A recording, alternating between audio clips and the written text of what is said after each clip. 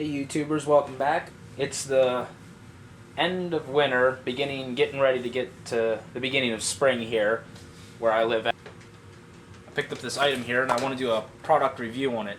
This is I don't know who makes it.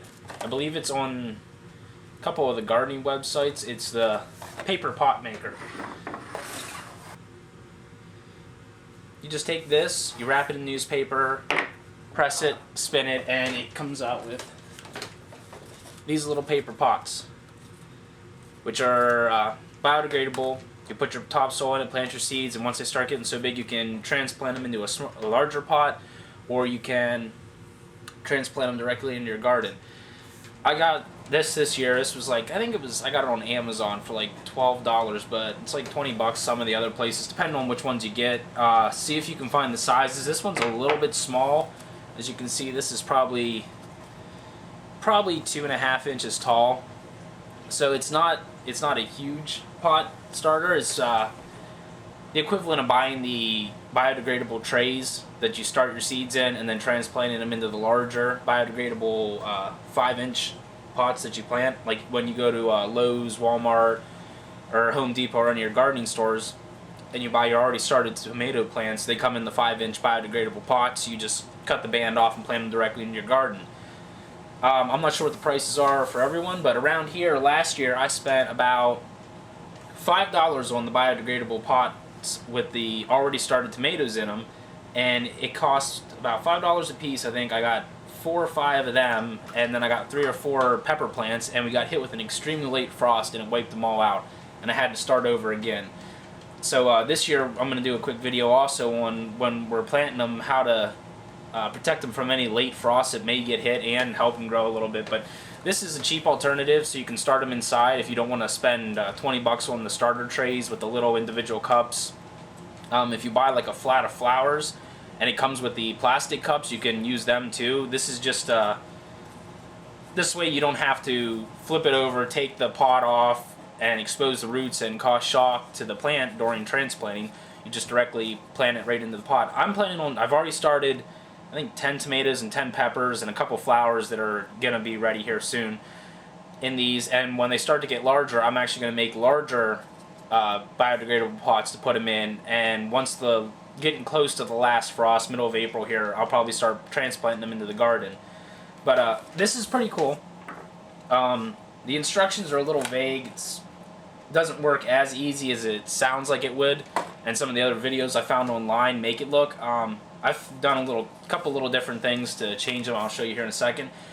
One thing I did notice after doing some research, after I had already ordered mine, it was in the mail and on the way, is someone had a video where they were selling a kit, and it was basically PVC pipe. They took large pieces of PVC pipe, would put the paper around it, push it through, and then they'd put the they put the potting soil directly in the pipe and then slid the pipe out and it was ready to go. Which would work too. You could use, I've seen people on the internet using soda cans, anything, but what makes this is a little bit better than the PVC is when you're putting the potting soil in, nothing stops the bottom from folding out. And as you can see here, the bottom has a small indentation. When you put this down in like that, press it, it crimps the edges. And if anyone's ever done any kind of origami, you know that once the paper's been pressed, it likes to stay in that condition, and so far they've been holding up pretty good. Occasionally I do have to take a very, very small piece of tape and like tape the bottom one, like one of these flaps might stick up. And another thing I noticed is this piece hangs off here a lot and likes to peel that open. So I'm going to show you how I started doing mine. Now I think the box says they need to be 10 inches wide and 3 inches deep. Get this in frame here. 3 inches deep. I just take the little pot maker thing here, I come right up to the rim, place it down, find about where it is, and mark it. And then I take the paper and fold it over. Double check it. And also I've noticed mine's the same size as a credit card, so I was using an out-of-date credit card to actually measure this.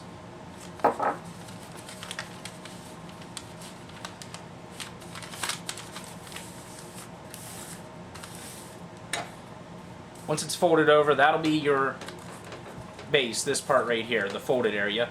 I come down about 1 inch to 1.5 inches from the bottom, and I just cut straight across.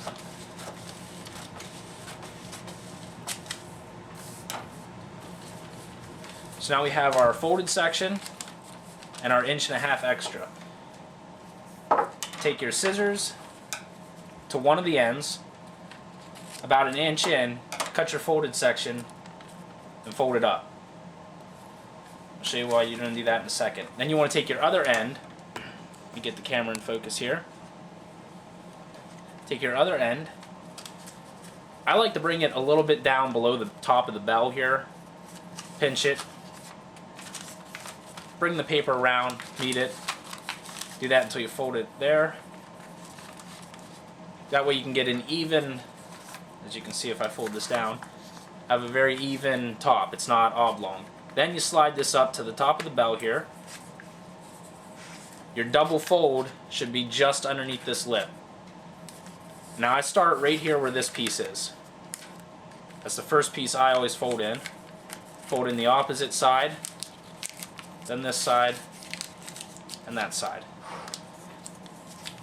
Take the bottom, put it in your bottom, press it down. I like to rock it a little bit, spin it, put some real pressure on it, give it a good push in there to crimp the bottom in. As you see, it worked pretty well. Take your time, slide it off, and then I take this piece, fold it inside the pot and over.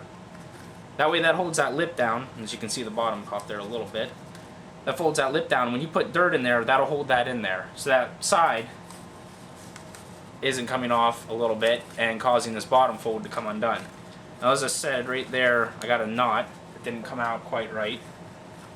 That does happen. That's one of the things I noticed about this is a lot of your pots aren't going to sit perfectly flat. They might have that little wrinkle. You may need to tape it over, repress it.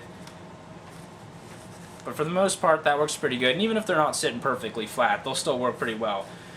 And when you do this double on the sides here, like I just did, it also makes the sides a little bit stronger, so the moisture when you're spraying your seeds, because you want to keep your soil wet, doesn't start to tear, doesn't rip, so you can actually move them around a little bit easier. As to if you only did it with one piece without a fold, it starts to tear a little bit easier when you get your topsoil in there. And you can also make these a little bit higher up the bell if you need for a deeper pot. But the 2 inches here work pretty good. Alright, this is my seeds tray I've already started. Another nice thing about these paper pots is you can write right on the side of it in like a pencil or something of what it is, so you know where they are. And like I said, when you fold it over twice and you make the sides a little bit sturdier, you don't want like this one here. You can see, let me zoom in here. You can see how extremely flimsy that is. That's going to be really difficult to pick up. And it is newspaper. Once it starts to get wet, the roots will grow right through it. But these ones are a little bit sturdier. And as you can see here, these are, I think, about almost a week, maybe a little less. As you can see already, I've got some small tomato plants starting up here. Now when they tell you to plant these, they tell you to put 2 seeds per pot. That way, in case one of the seeds doesn't germinate, you still have a 50-50 chance. They tell you to put the 2 seeds in to each pot, and then when they both start growing, if they both start growing, just rip out the weakest one that you don't want. I didn't like wasting my seeds because the packet I bought only had like 25 seeds or so in it, and for the price of the packet, if one of these doesn't germinate by like next week, I'll probably just reuse the topsoil and put a new seed in it. So like I said, so far I've got 4 out of the 10 tomato plants I've already planted, and this morning this little guy here was as small as that tiny little piece coming out there. So they're really taking off in this. I got my starter mix. I can't remember the website, but any kind of starter mix will work. It's just got to have good drainage, which is another thing. This is a Jiffy Tray that I bought, and as you can see, it's got little troughs here, so when the water does drain down through and come through the paper, it gets in these troughs and doesn't soak back up in, so your plants aren't flooding themselves. And another way this is good is if you want, you can even add water into the tray and it will come up through the bottom, which is a more effective way to water the plants once they have deeper roots. But all in all, the little paper pot maker I thought worked pretty good. Like I said, I don't know the company that sells it. I bought mine on Amazon. It's just literally called Pot Maker. And I bought that one because I seen videos online for it, and I had a better idea how big it was, because some of them even seem smaller. But this is about 2.5 inches right here. But it works pretty good. Like I said, if you have a piece of, I'd say like 3-inch PVC pipe, you could probably make these yourself without purchasing that. Soda can would even work. It'd be a little bit more, it'd be larger than these, but for the price of it, considering the fact that it was like maybe $20 after shipping or something like that, I figure in, if I'd have bought 4 tomato plants, it would have cost me $20. Right now I have 4 that are already starting here, and I got 10 pepper plants, and I got some flowers for out in the flower bed I started here because they can start this early. But right there, if these start, well, these 4 tomato plants already have paid for the pot maker itself, so works pretty good for the price. I've been keeping mine inside because it's actually still snowing. It snowed a little bit today. Last week was in the 50s. Today it's I think it was like 18 degrees when I went outside to feed the chickens earlier. So I've been putting them out near the windowsills to get sunlight when it's sunny out, and when it's not, I have a coil light, one of them CFLs or whatever they are, over a lamp I've been putting over top of them now that they've started to sprout. Before they sprout, you don't really need to worry about the sun. And this actually has a plastic dome that goes over top of it too to keep the humidity in. So and once they get so tall, you don't need the dome anymore. I'll probably have to transfer these into a larger paper pot before I put them in yet. These are about 1.5 to 2 inches in diameter, because I want the actual pepper or tomato plants to be about 6 to 7 inches tall already before I plant them, just like you would buy them when you buy at the store. And they put them in the 5-inch biodegradable pots, and I'm out of them, so I'll probably have to make some. That's my review on it. The pot maker, I'd recommend it if you can get it for under $20. That's a pretty good price. If not, I would spend some time trying to make it. But if you want to purchase it, like I said, with these 4 tomato plants here starting themselves already, it's paid for itself, as if I'd have to go out and actually purchase the 4 tomato plants.